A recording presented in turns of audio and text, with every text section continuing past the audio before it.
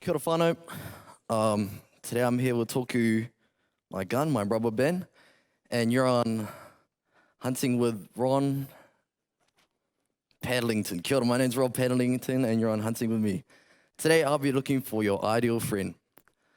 Alright, you can tell your ideal friend by his loving nature, or hers, I'm not really biased towards that, her caring nature, how they support you and Tautoko you, and you can really set them apart by how they truly care for your needs. That's how you can find your ideal friend. So I'm here in the wild bushlands of Kaikoi, hunting down my ideal friend. I'm scouring the nature life. I can see, I'm gonna go past Taipu Area School, I don't wanna go over there. I'm gonna go up for the bro in the back with the camera. I could tell he's pretty supportive. Yeah, that's my ideal. I'm not going to shoot at him because it's a bit rude and I don't know how far this is going to go.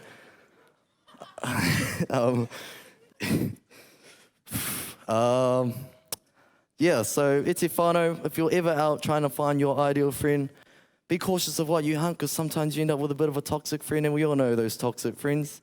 They're really easy to set apart. Some of them are mostly a bit orange. I don't know why, but they always seem to be orange. They might go to Pangaru school. Or Opononi schools is a pretty, watch out for Taifa. So yeah, I tend to not go hunting in those bushlands. I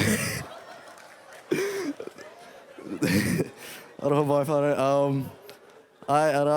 Man, this is a long 3 minutes. Longest episode we've had.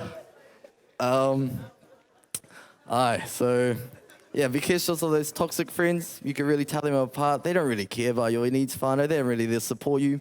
Are they willing to help you learn your speech late at night? I don't think so. So now, whānau, watch out for Pangaru, watch out for Opononi and Taipa.